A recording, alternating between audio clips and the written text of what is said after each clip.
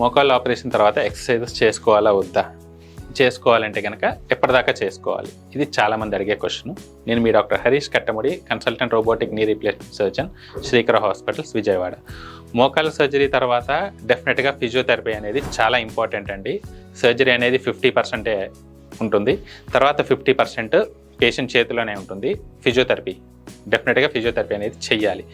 అది ఎన్ని రోజులు చేయాలి, ఎప్పుడు చేయాలి, ఎలా చేయాలి ఏంటనేది అంటే, ఇనిషియల్గా సర్జరీ తర్వాత ఒక 3 to 4 weeks అండర్ ఫిజియోథెరపిస్ట్ గైడెన్స్లో చేసుకుంటే చాలా బెటర్ అండి. ఎందుకంటే ఇనిషియల్గా పెయిన్స్ ఉండడం వల్ల చాలామంది అవాయిడ్ చేస్తారు ఎక్సర్సైజులు చేయడానికి కానీ, నడవడానికి కానీ, నొప్పి వల్ల భయపడి ఆపేస్తారు.